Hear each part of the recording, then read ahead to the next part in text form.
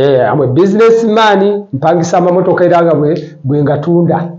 Yes. Okay, tuzze kunoonyako ku nsonga za socialite muno omukulu omugagga Lwasa. Yes. Ku nsonga y'okumusiba olw'amabanjo kadde 18. Basocialite wano bwe mutuuse. Kaakati ekyaba socialite kansooke okubunenya. Kansooke kunenya Lwasa. Kyekisookera ddala Lwasa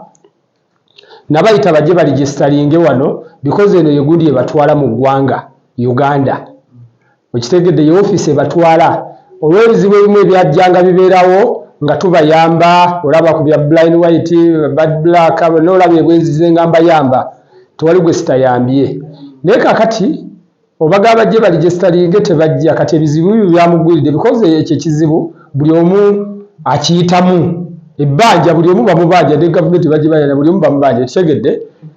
okitegedde so ekyo si kizibu nnyo naye balina okujjanga ku office bafune guidance tubabuli engeri gye batutuuka kati olaba abadde si member ne ate socialite ffe twakoze eki ffe twamuyambye era twakulembeza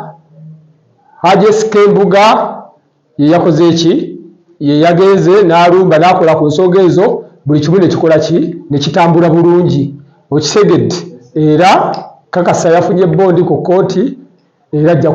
ajja kusasula essente ze bamubanja ezo essente. Kino olowooza tekyabanyigirizaamu nga mmwe?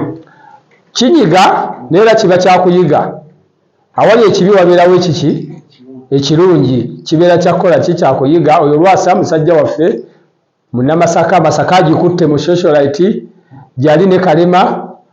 bagikutte. Kaakati ekizibu nga bwe kijjawo bwe kityo kiba kitininye era kigenda kubeera nga kikola ki kiggwawo naye ng'era empewo bweyita mu bantu emuyitamu nange empitamu n'omulala ekola ki tewali mpewo gwetayitamu. Bagamba obusente bwabadde butono nnyo omuntu avuga cross country ne bakwata olw'ezo ssente. Andi kati kyova olaba twateekawo ogundi eno kyova olaba nali mbadde njagala okubasomesa twateekawo eno socialite tuligesalinga ezo ssente kati ffe twandibadde tuziwaayo omulundi gumu yani batatuuka nemwe ebyo twandibadde tubimala ne tusindika looya waffe ye Mukasambidde. Mumanyi Mukasambidde honorable Mukasambidde ye looya waffe advocate ye yaki y'amaanyi nti tewaliwo abajja kuwoza omusango gwonna okulaba nga adefendinga socialite because naye socialite lwakuba political socialite. Okitegedde? Yes. Atuddeko ku nsonga z'abayimbi federation n'abayimbi Egulu. Yes. Kitya ku nsonga ya federation kati era abayimbi bonna bagwa mu umbrella y'aba socialite because they are associate they are socializing with people so ate era Egulu gye bajja yenze civil partnership coordinator operation wealth creation wonna we bayetoolera bagwa mu ki mu umbrella yange. Okitegedde because general ye big ye abafazalinze nnyo okitegedde ebbanga ddene naye kati mu kubafazalinga yabatuusa eri obuyinza gye bukola ki obuyinza gye buli minister of gender parliament bula batuusa baleddejo twabaddeyo nabaddeyo ne komiti yaki eyawuma era ne federation yaliyo ate nga bali kuli kiteeka ki teeka lirimu petition copyright law nekola ringtones so kati general bannaye era ntuusa obubaka wano olwaliro abayimbi mwenna mu ggwanga Uganda temuddamu kugenda Gulu. Temuddamu kugenda Gulu. Egulu muveeyo twabatuusa obuyinza gye buli twacontributing ekintu kinene nnyo kati general ali mu kukola ku nsonga ndala issues endala ez'eggwanga because alina nnyingi ekyabayimbi yakimaze era kati bwe mba mulimu ebyo bw'oba oyagala kutindiga Gulu sooka ojje wano ku office because amuze coordinator we ate nga nze president wammwe by the way ate ng'era yenze associate advisor wa Uganda Musician Association wuma ekibiina ekibadde okuva 2015 kiri mu exist kikola okitegedde so nga advisor wammwe abayimbi mu ggwanga Uganda mbasaba buli kyoyagala okwebuuza ku mukulu ensonga eyo ekwata ku nze kati tomenya tovuga amafuta go mbegayidde mwena aba creative art mwenna temuvuga amafuta nga mugenda wa nga mugenda Egulu mbegayiridde mujja kutuuka era mujja kujja ku office y'Egulu eri wali ku New Bus Terminal awali office ya UMA Uganda Business Association ne Socialite mpozi nga mujjaawo era munagenda mujja kujjaawo saagala mmenyeke kijjo manyi kinyaga biki office endala eri Munyonyo wano endala tugina Kapchorwa. Yes. So tuyitiremu etteeka batuuseewo ebyo mu Parliament. Etteeka parliamentary ICT Parliamentary Committee ekulemberwa Engineer Moses Magogo Ssalongo okitegedde eyo yayita MTN ku bya call back tunes ne ku bya ne baginyonnyola ku ebyo kati copyright law URSB erimu kugenda mu division zonna erimu kugenda mu ku regions zonna yasooka na Northern Uganda naliyo ku Boma Hotel neddako Mbale kati nga lumu egenda Mbalala then mega egenda kubeerawo nga 15 wano mu Kampala era abayimbi bayise entities zonna NCF UMA Federation byonna babiyise egenda kuba UPRS bonna babayise abawandiisi b'obutabo bonna babayise era egenda kubeera then olumalaawo bakole review then bagende mu Parliament etteeka ligenda kuyita lyo era mbakakasa okusinziira ku meeting zembadde mu Parliament mu obwo obukiiko akasooka katuuzibwa ayo naliyo ne wano we batuyiseera naliyo petition tuli ku mulamwa gwe gumu Federation ne UMA era tuli muntu omu tugamba bwe batuukayo UMA bw'esookayo Federation ejja luvannyuma Federation bw'esookayo UMA ejja luvannyuma andi eri Parliament ya Uganda ebyeyagala kusooka kufuna information then yegatte ekozesa ekintu kimu Uganda Musician Association si Federation erina kukozesa Uganda Musician kubanga kwe kaakati waayo kankubuulire waliwo eggi n'enkoko kiki ekizaala kinnaakyo enkoko yebiika eggi Federation yakajja mwezi gumu okyegedde naye ng'ate bonna baki bayimbi ate n'ekizibu ekiriwo kyendaba ng'ekyamaanyi kati nganza associate advisor mulimu abayimbi abeeyita ab'amaanyi naye kati bino tebiriiko by'amaanyi osobola okubeera ow'amaanyi waliwo abayimbi abeeyita ab'amaanyi naye ng'ate bino waliwo amaanyi ne strong obyawula kati strong yero nga wolaba nti nno bano abaana abato abajja betulike nnyo okyegedde kubanga kwe kubeera nga waliwo omusingi nti n'abaana bo n'abazzukulu bajja kusanga kino etteeka lino lye tuli mu kulobinga essaawa zino okitegedde. Yes, so tubeere bumu nze mwenna Federation ewuma mwenna batebuwimba bya Socialite mwenna mugwa wano eno umbrella yammwe so tuli muntu omu nze sinaako wa side ne wa side nze ndi just advisor abagezaako kikuba nti tekijja kuba mumala budde nga mweruka mu Parliament oyinza bagamba tekisoboka ate kitya abantu be batumayo bamemba ba Parliament bantu ba bulijjo mmwe naffe abalala n'abaana aba ground okitegedde be batumayo abaki bali bamemba ba Parliament eri tutumayo batume ne batutuulira era bawuliriza ebirowoozo byaffe bakola ki nga walabye Engineer Moses Magogo bwe yagamba akaki MTN nti bannaffe tukolera abantu be batutuma okujja wano baanese petition yaabwe wano okuva Uganda Federation ne UMA okyegedde era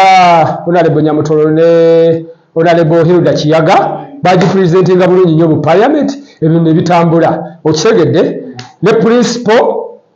oli musician wa Frank Bob Wine ne member wa UMA naye yakikola ki yakikolako copyright law gama tuli ku kintu kyekimu okyegedde obadde okimanyi nti Bob Wine member wa UMA obadde tokimanyi wakimanya kuba mu campaign wamulaba ate Alien Skin agamba talina kyamanyi ajja kujja nange era kati nga bw'ogamba nti nno waliwo ekintu kuba tusobola kumanya byonna tujja kumumobilizinga because era agwa wano okyegedde tujja kumumobilizinga kuba kye tuliko tulwanirira tteeka ate naye limuyamba kuba muyimbi akoze ebyewuunyo ayimbye okyegedde so ate omuvubuka ali intelligent nnyo oyo mugezi byayogera byonna abeera abikola ki yes ajja abiyingire because abisobola ate nga of course nze ndi mugezi amwe leader and he's also leader kati wa ghetto okyegedde abageto bali bamwagala ate tulina ghetto festival eri ku Uganda Museum eri ku Uganda Museum ng'ennaku z'omwezi 25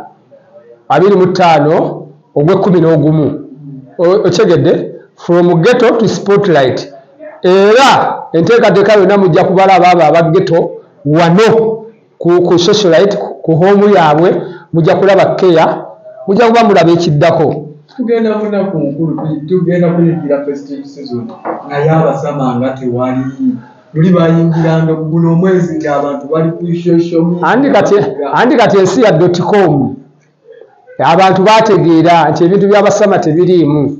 abamu bagula t-shirt batubuzaabuzanga mulembe guli ogutali gwa .com world n'agula t-shirt chain sneakers n'ajjayo ne laptop biki ne bajja bakangakanga wano abaki abantu baffe ne kati abantu tugenda tubasomesa en office esomesa abantu bonna nti ono omusama bw'abazze bw'ati abeera bw'ati ne bw'ati sente ziyinza omugwako omugundi yeemu era byemu bye twavaako tukole socialite because bajjanga wano sente zibagwako ne batunda TV ne batunda essimu ne baddayo nga baki nga bakalu kati ffe tuli wano we are business people okitegedde am a service provider ntunda mamotoka ku payini ndi am a businessman yekyova olaba bannonda okubeera pulezidenti wammwe era ne pulezidenti waabwe ekisanja kigenda kuggwako bwagala okunesimbako jangu tukuba akalulu tewali buki okwewandiza balidawo omwaka ogujja tugenda kukola ki kulonda ani pulezidenti w'abasocialite twesimbewo tukube kampeyini okyegedde byebiri mu nteekateeka kubijja ku socialite kulonda ani pulezidenti yani Latibu Zali Badi Bulaka Brian White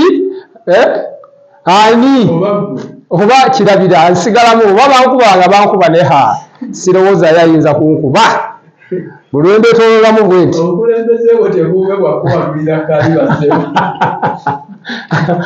obange si bwa kaliba kubanga nja kukola emirimu emirala nga nzira ebbali ate nze ngaakola nja kudda ebbali naye ng'oteekateeka ey'okulonda soon naye akatale ke k'abayimbi beesonyiwa Egulu n'ekirala abayimbi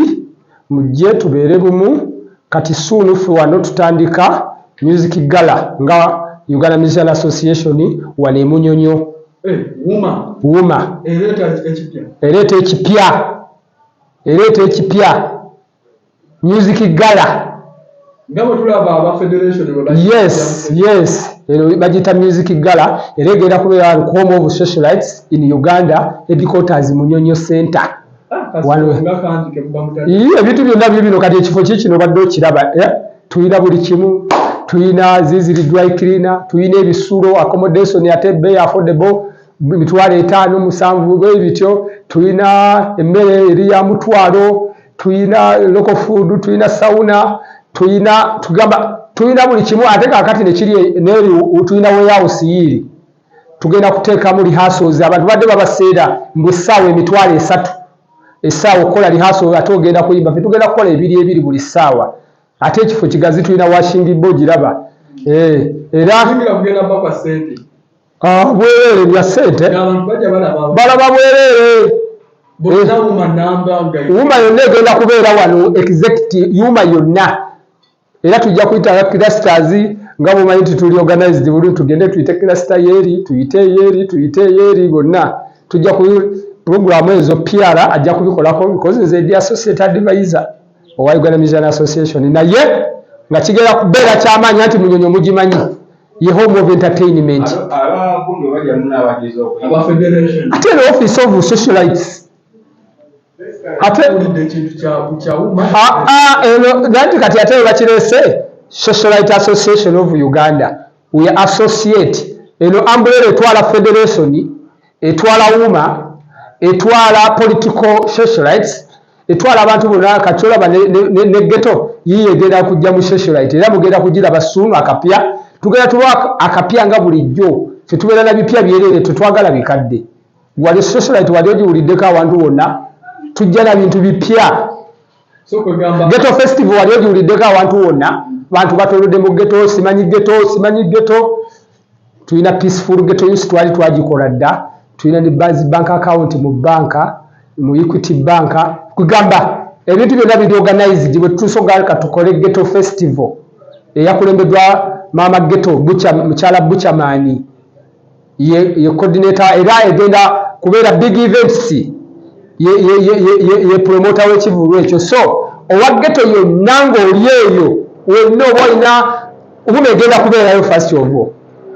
egenda kubeerayo ne tenti yayo kyegedde. So mbegayiridde mujje n'ekivulu ekyo mukijjumbire nnyo olwo olunaku akalanga ako nako kayikoze eki kayisizaawo ku Uganda Museum okuyingira kwa bwerere nakwo ebyantu abatadde mu UN etaddemu ssente operation wealth creation n'abalala mujja balaba kalanga mugenda kuba mukalaba soon. Amen.